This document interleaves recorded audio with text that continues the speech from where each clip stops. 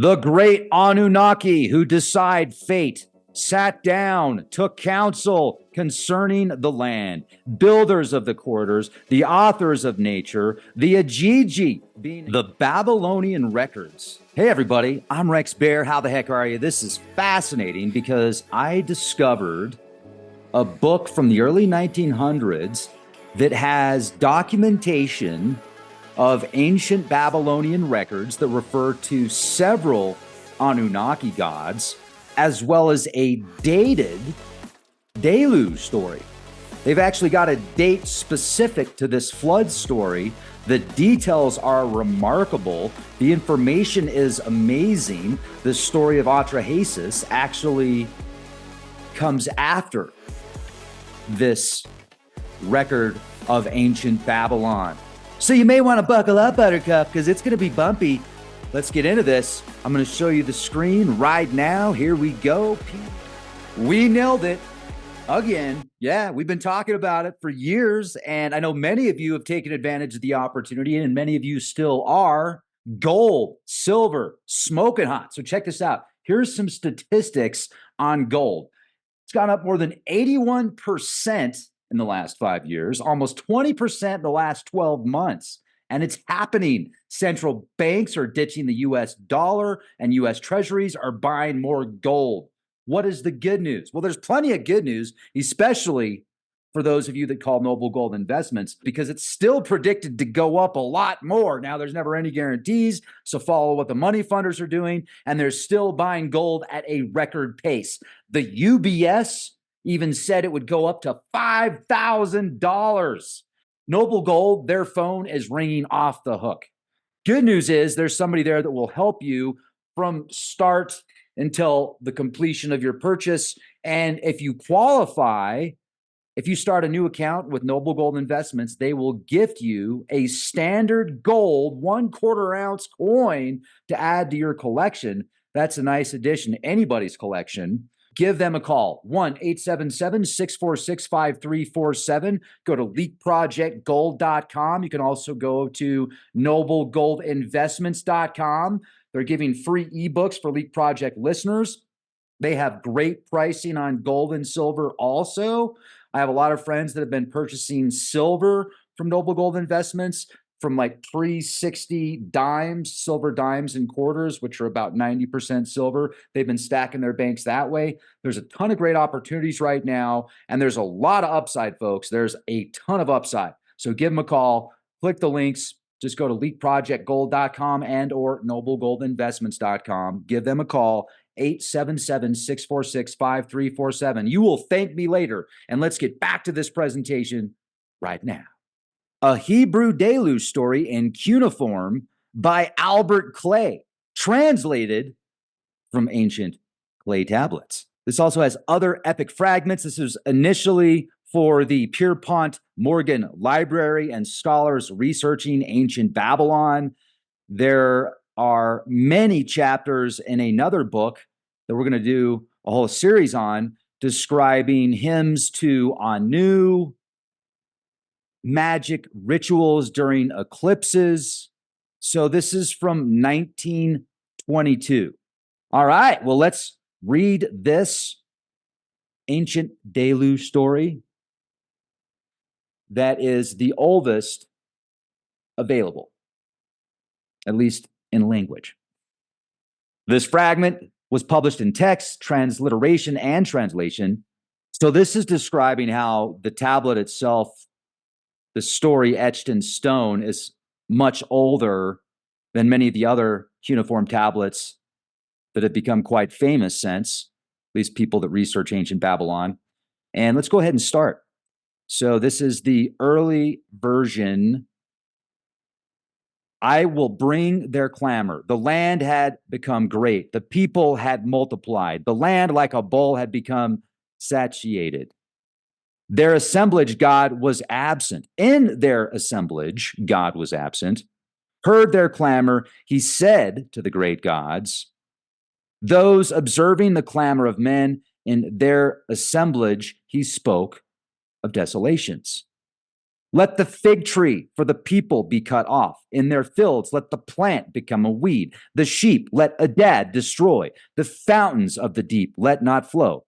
That the flood rise not at the source. Let the wind blow. Let it drive mightily. Let the clouds be held back. That rain from the heavens pour not forth.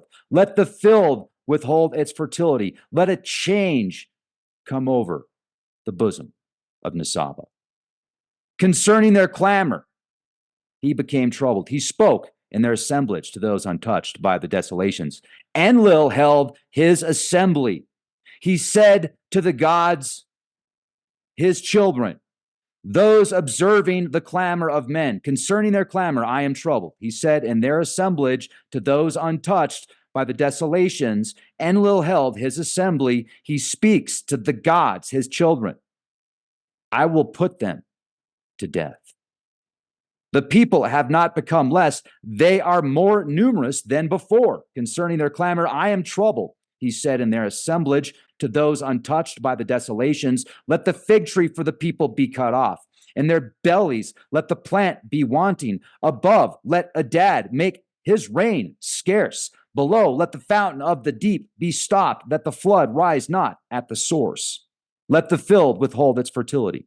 Let a change come over the bosom of Nisaba. By night, let the fields become white. Let the wide field bear weeds. Let her bosom revolt, that the plant come not forth, that the sheep become not pregnant. Let calamity be placed upon the people. Let the womb be closed, that it bring forth no infant. The fig tree was cut off for the people. In their bellies the plant was wanting. Above, Adad made scarce his rain. Below, the fountain of the deep was stopped, that the flood rose not at the source. The field withheld its fertility. A change came over the bosom of Nisaba. The fields by night became white. The wide field bore weeds. Her womb revolted. The plant came not forth. The sheep did not become pregnant. Then it goes on to say the critical historical study of the late redactor's work is comparatively easy in this instance because we have an original form which his work has descended. In the 1300 years, many copyists and redactors had doubtless taken part in transmitting the legend. How many times the text had been recopied during the 2,000 or 3,000 years of its history prior to the time the present early version was inscribed cannot be surmised. So it's the tablet itself is approximately 4,000 years old. And it's a story that's 3,000 years older than that. It's approximately 7,000 years ago when this took place, folks. Think about that. This flood took place about 7,000 years ago. One of the most striking Amorite words, and it's a lot more than a flood. I mean, this is describing catastrophic environments for the animals, for people. It described a council that Enlil was a part of, and Enlil said in the council to destroy the people, to kill the people. Now, I've heard people use Enlil in these stories before, but I haven't actually read it until now specific as Enlil. Now, is that a title? Or is that a god? Is that a being? Or both? Then this goes on to say, this old version contains absolutely nothing to suggest the idea that it had originally been written in Sumerian. On the contrary, it is clearly evident that it is of Amorite origin. Not only are the hero and the deities Amorite, but also certain words which were not in current use in Akkadian. One of the most striking Amorite words in the text is huburu, which also is found in the redaction. This has been left untranslated in all the translations known to the writer except one, where the meaning totolite is given. The word unquestionably is West Semitic and means assemblage, association. It is found also in the creation story in Hubur, mother of the assembly or association of gods, the title of Tiamat, the mother of them all, Mualadat Gimrisun, who was of West Semitic origin. Or is it Mualadat Gimrisun? The redactor, fearing the word would not be understood by his Assyrian readers, inserted a line which follows in his transcription, reading Enlil. established his assembly, in which he used the regular Assyrian word for assembly. The root of it-ta-a-da-ar,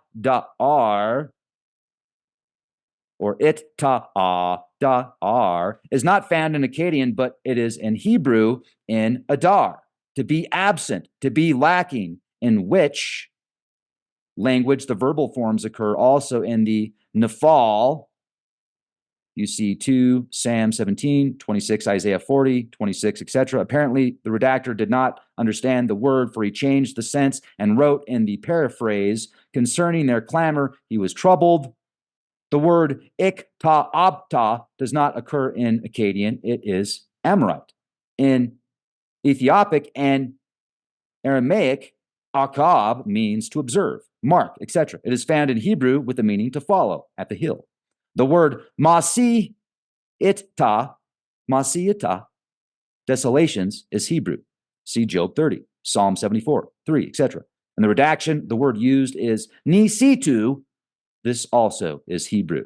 A very striking and important proof that the original story was Amorite or Hebrew is to be seen in the use of the word ti'ina, which is the Hebrew word for fig tree.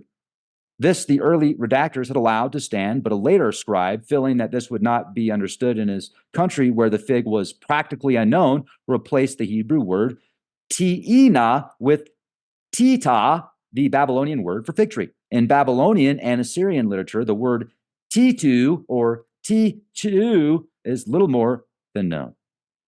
In Hebrew literature, as in the present text, the word fig tree is synonymous with prosperity. It was not in Babylonia, nor in Assyria, that man dwelt under and ate every one of his fig tree, but in Syria. Owing to the injury of the tablet, it is not possible to say that su, translated flock, is not the pronominal suffix, but the word su, which does occur in the redactor's paraphrase, is another Hebrew word meaning flock, sheep, which is frequently found in the Old Testament. In Lisa akti'il is to be seen in Amorite, word which has not been used in Akkadian. Whether the redactor understood its meaning, we do not know, but he changed the wording and he also condensed the 6 lines of the original which follow. Not only do we find isquato instead of lusaktil, but note also limtani, listarik, lisaznin, and perhaps also lieri and emasid. This probably is a peculiarity to the early Amorite language in which the legend had been written. Wow. Try saying that fast. Wow, look at this. The Anunnaki. This is an ancient fragment of the Etana legend.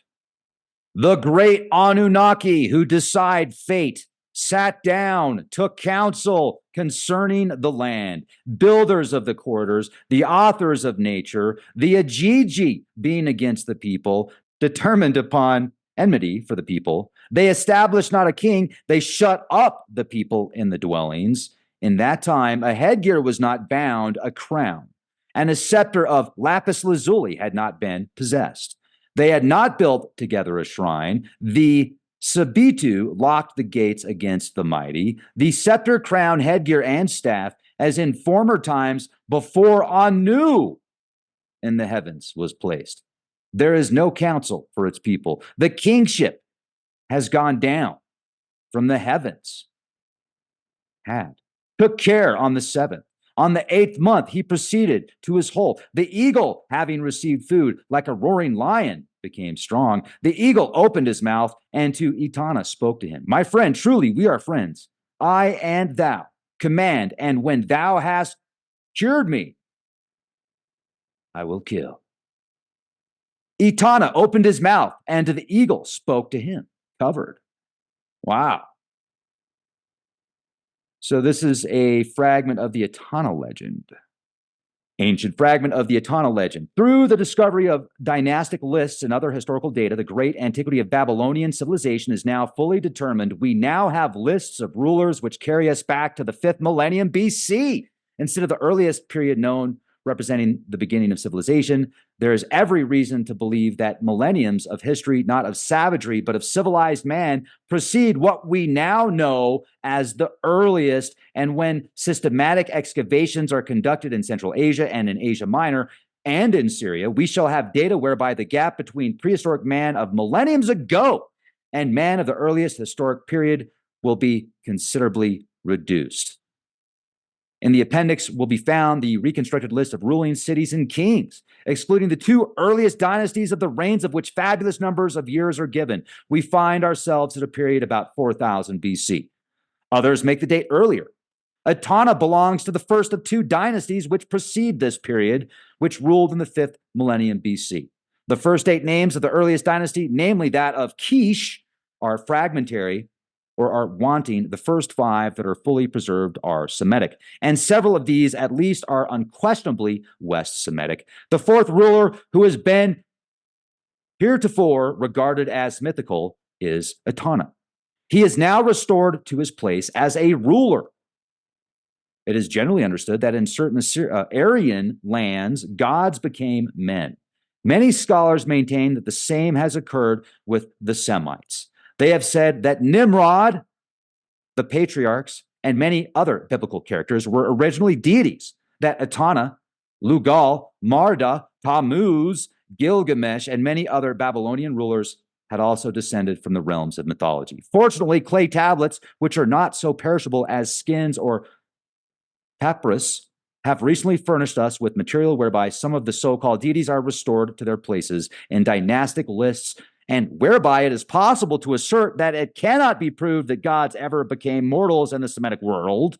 The order must be exactly reversed. While anthropomorphic ideas are attributed to the deities, we have no instance of a Semitic god becoming a man. This fragment of an old version of the Etana legend was written about 2,000 years earlier than the fragments found in the libraries of Ashurbanipal. Wow!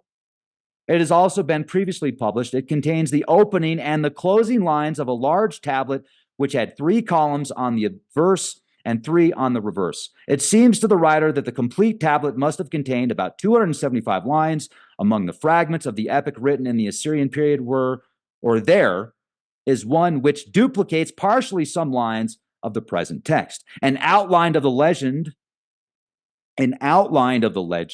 as now known from the different fragments, follows.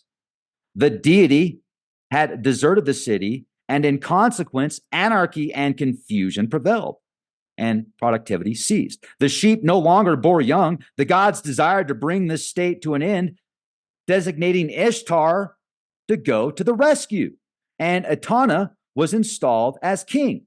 About this time, an eagle and a serpent formed an alliance to carry out the work of destruction. Each, accompanied by a brood, went to the mountain for prey. Each killed an animal and then shared them with their broods.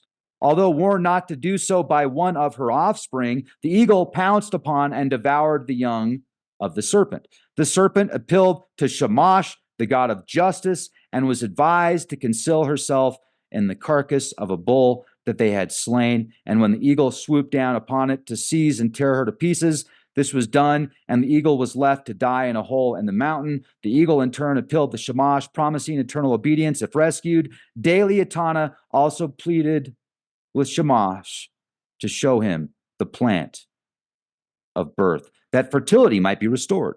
The god told him to seek the hole in the mountain into which the eagle had been thrown, and there the plant would be shown him.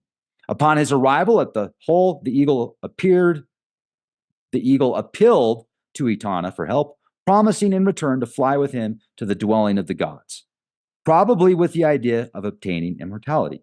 Etana mounted up upon the back of the eagle, and together they reached the heaven of Anu.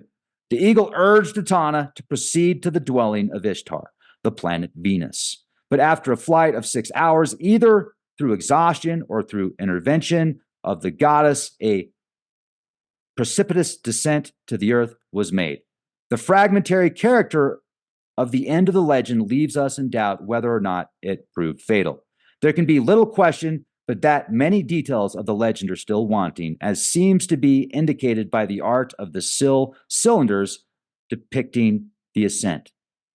The content of the beginning of the present text points to its being the opening part of probably the second tablet of the series, which contained the legend. The closing lines refer to the resuscitation of the eagle at the mountain hole with the assistance of Etana. Unfortunately, the tablet did not contain a colophon. The fact that the last column is not completely filled out would indicate that it was copied from a still earlier inscription. While it is not impossible that the legend was originally written in Sumerian, there is nothing in this ancient version to suggest that was the case. The early dynastic lists of Babylonia given in the appendix show that Etana, the shepherd who lived in the 5th millennium BC, was an usurper and became the 12th ruler of the first dynasty of Kish, who ruled all lands. In the Omen text discussed below, he is called king. The name Etana is West Semitic, as are several of the first 5 rulers of the early Kish dynasty, which have been preserved in this fragment of the early version. Besides the god Anu, only the Anunnaki and the Sabitu are mentioned. In the late version, many other Semitic gods are referred to, some of whom have been introduced in the later period. An interesting parallel to this is the adding of Ishtar's name as one of the gods of Iana in the late redaction of the Gilgamesh epic, whereas in the early version, the temple Iana is the dwelling place of Anu alone. So this is very interesting because when I'm reading through this, it makes me think of when Inanna's descent to the netherworld, and there's also this tablet that describes when Inanna leaves a certain capital of the Arata civilization, and then that civilization falls. It seems like there's a lot of stories that are copied from previous stories that describe similar things, but over time it changes. But what's really interesting is when it brings up the heaven of Anu and immortality. What is the heaven of Anu? Is that space? Is that the sky? Is that Uranus? What is it? Is it a literal, was there a time when you could literally, these beings came down from other planets and they would leave to go back to these planets for immortality purposes? Or is it metaphorical? Is it just metaphorical? Or is there actual truth to these councils and these very high level beings? I believe so. I believe absolutely like 90% they are real. They are very powerful. They know how to live for very long periods of time, not only through cryogenic chambers and like not aging in these chambers, but also through their genetics and revitalizing their genetics and their technologies. Why wouldn't they start a civilization on another planet if they had that ability? And then they could travel other planets and then come back and visit. But then if things get out of line, well, what do? Well, then they create this flood in hopes of cutting down the population and they can start anew. Ooh, I just said start anew. Interesting.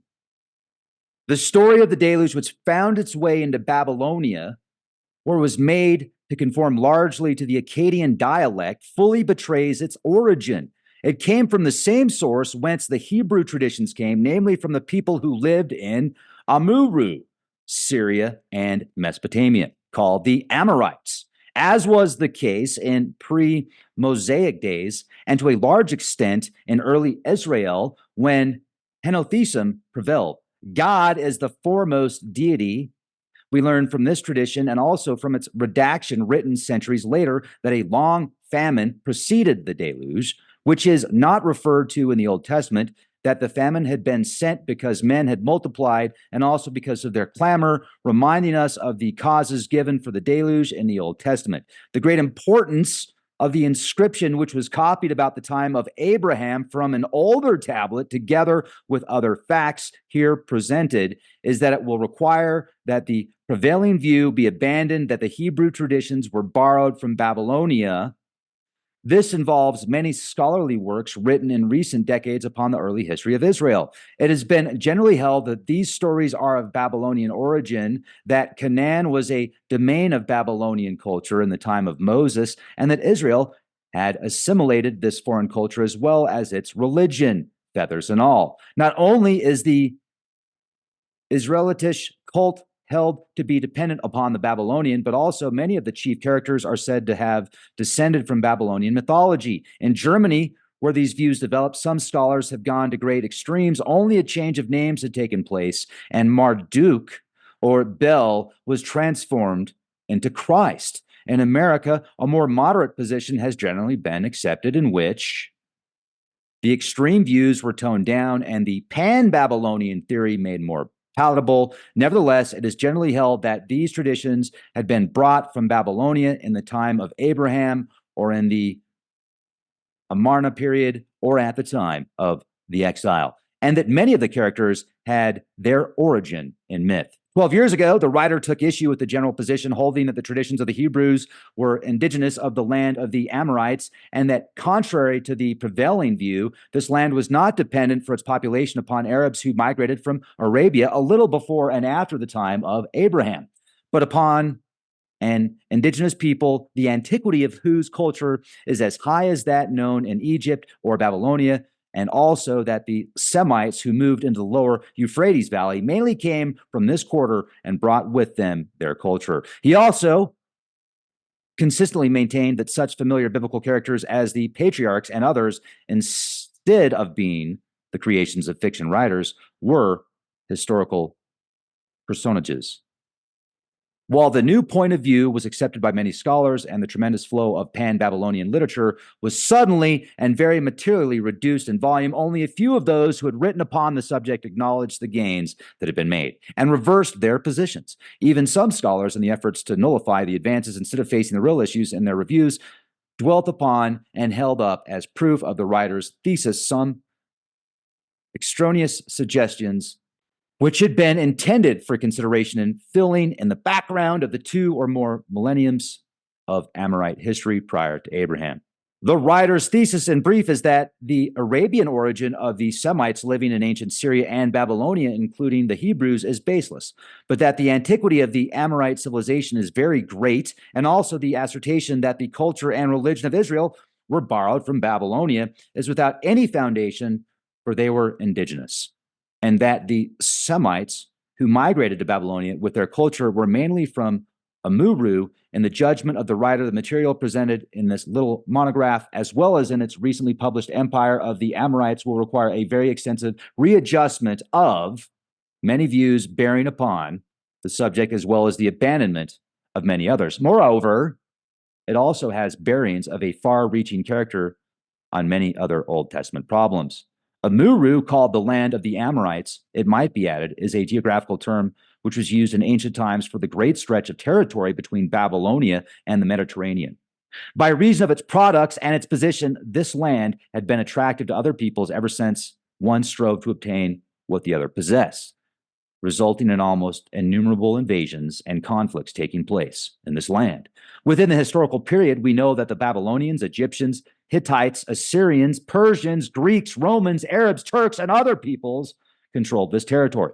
It should be added that this country, in turn, also prevailed at times over other lands, notably Babylonia and Egypt. In these pages, we have evidence that one of its rulers conquered Babylonia as early as 4000 BC. Wow, a long time ago.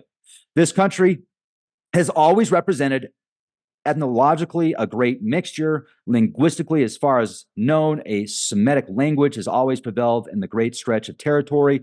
The Amorite or Hebrew language, being the oldest of which we have knowledge, was followed by the Aramaic and later by the Arabic, which now prevails. To what extent the Akkadian dialect was used in certain parts and what script was employed in the early period are as yet undetermined. Excavations at 1 or 2 well-selected sites will throw light on this and many other questions and furnish us with the material whereby we will be able to reconstruct many chapters of its early history. I want to hear your thoughts on this. I'm going to leave the comments in the video description. I'm going to leave the links in the video description box. This is probably not the only planet that they've done this at. They've probably done this on a multitude of planets, in a multitude of solar systems and galaxies and star systems. And one thing that's fascinating is their genetics. When you read Enki and Ninmah and how they actually use the Anunnaki They used their bloodline to give birth to a human. That's where the hybrid came into play. That's where these dynasties came into play. And that's why certain dynasties and certain bloodlines believe they have been given the kingship to rule by the gods. It's all verbiage, folks. It's all verbiage. So thank you for watching. Check us out on Patreon. We've got a ton of exclusive content on Patreon, only available on Patreon. You can be a Patreon member for like $1, and we're going to be doing a bunch of tours this summer. So I'm going to leave a calendar link, and if you want to click on one of these personal tours, we're going to be exploring many of the native locations that are secret and hidden and tucked away. We're going to have native guides with us, personal friends of mine on some of these adventures, and we're going to have a lot of fun. 4x4, like expedition style, just to get there. You're going to love it. So send me an email, leakproject@gmail.com if you're interested. We've got a tour coming up here on the 26th, just a few weeks away. We're going to Crow Canyon, and in Crow Canyon, they actually have petroglyphs showing when European colonizers were attacking the locals.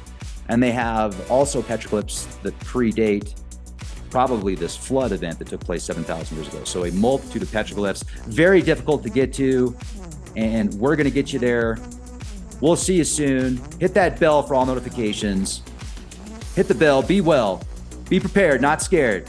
Be excellent to each other, and be the change you want to see. Am I a clone? Is that why I'm wearing this suit? Maybe.